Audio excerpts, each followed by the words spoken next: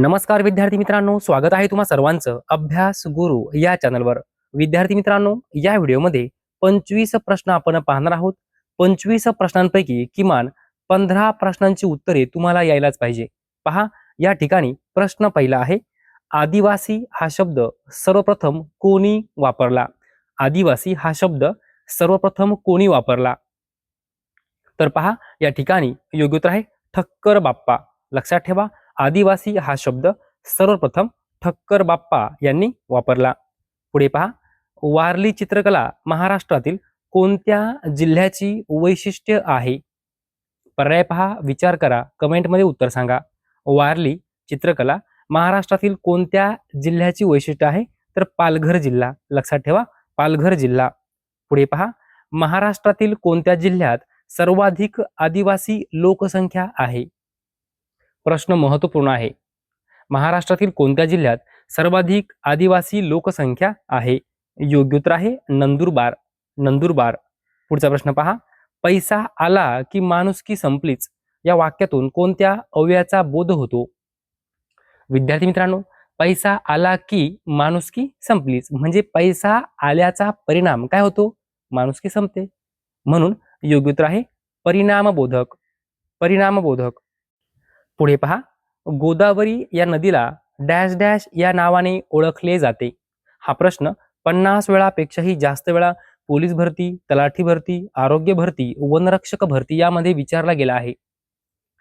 या ठिकाणी पहिला पर्याय आहे दक्षिण गंगा। विद्यार्थी मित्रांनो, गोदावरी नदीला दक्षिण गंगा या नावाने ओळखले जाते। दुसरा पर्याय पहा, रुद्ध गंगा। विद्यार्थी मित्रांनो, गोदावरी नदीला रुद्ध गंगा या नावाने सुद्धा ओळखले जाते। म्हणून या ठिकाणी योग्य उत्तर आहे 1 व 2 दोन्ही। म्हणजेच काय, दक्षिण गंगा म्हणूनही ओळखलं जातं आणि रुद्ध गंगा म्हणूनही ओळखले जाते। म्हणून योग्य उत्तर आहे 3 नंबर पर्याय 1 व 2 दोन्ही। पुढे पहा, हिम या शब्दाला खालीलपैकी कोणता शब्द समानार्थी आहे? हिम। योग्य उत्तर आहे बर्फ। तोंडी पाठ करून ठेवा, हिम हा जो शब्द आहे हा बर्फ या शब्दाला समानार्थी आहे। पुढे पहा, भारत छोडो आंदोलन कधी सुरू झाले? भारत छोडो आंदोलन कधी सुरू झाले? योग्य उत्तर आहे 1942। 1942। पंचायत समितीचे अंदाजपत्रक कोण मंजूर करते? योग्य उत्तर आहे जिल्हा परिषद। लक्षात ठेवा, पंचायत समितीचे जे काही अंदाजपत्रक असतं ते जिल्हा परिषद मंजूर करते।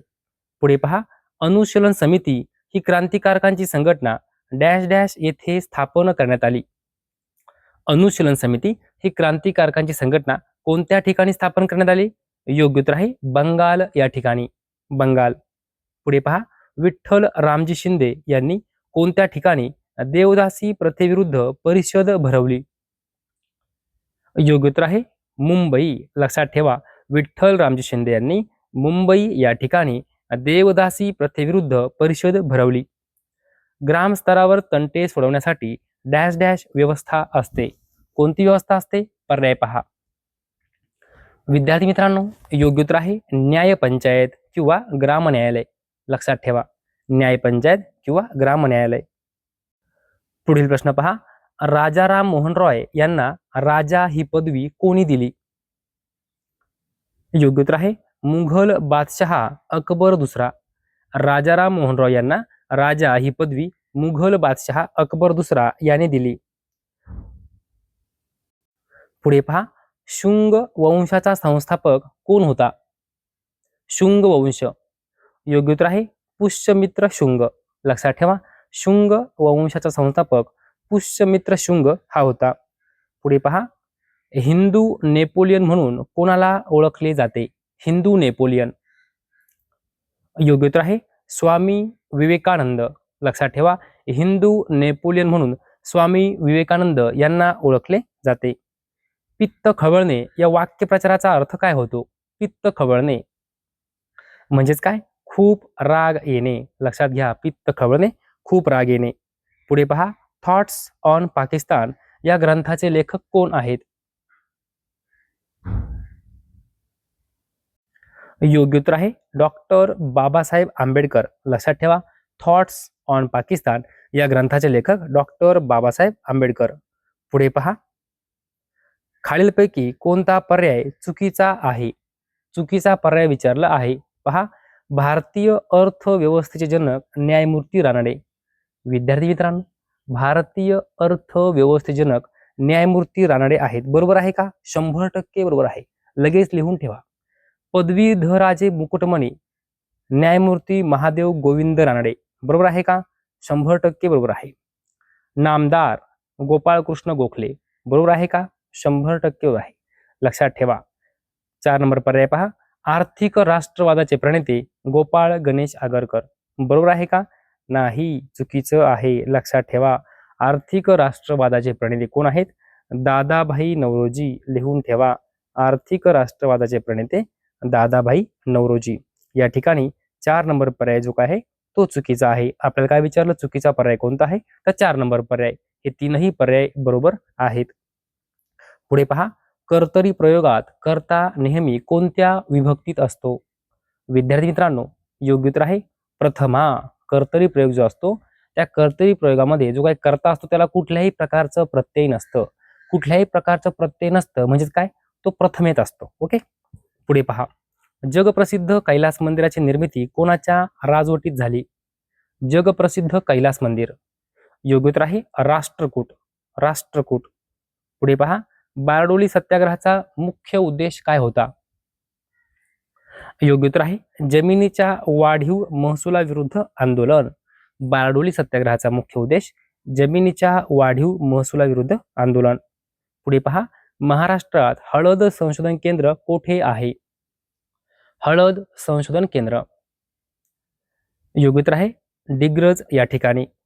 पुढे पहा, मोडक सागर धरण कोणत्या नदीवर बांधले आहे? 50 वेळापेक्षाही जास्त वेळा हा प्रश्न पोलीस भरती, तलाठी भरती, आरोग्य भरती, वनरक्षक भरती यामध्ये विचारला गेला आहे. मोडक सागर धरण कोणत्या नदीवर बांधले आहे? तर वैतरणा नदीवर.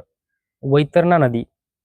पुढे पहा, जायकवाडी येथील धरणाच्या जलाशयाला खालीलपैकी कोणते नाव देण्यात आले आहे?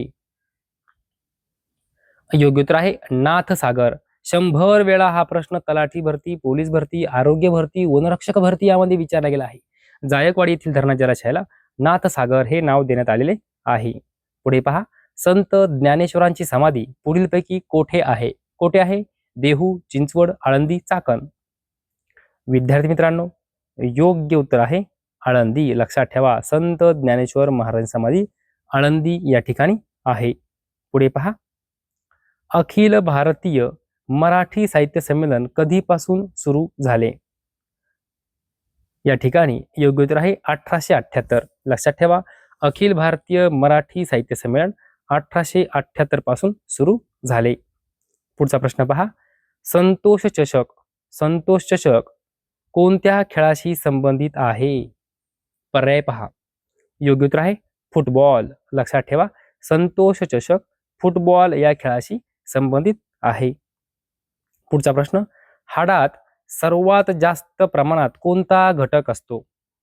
हाडामध्ये सर्वात जास्त प्रमाणात कोणता घटक असतो? तर कॅल्शियम. कॅल्शियम.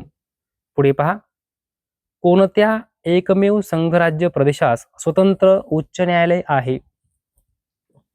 योग्य उत्तर आहे दिल्ली. दिल्ली या संघराज्य प्रदेशास स्वतंत्र उच्च न्यायालय आहे. पुढे पहा, हिरवे अभ्रक कोणत्या जिल्ह्यात आढळते?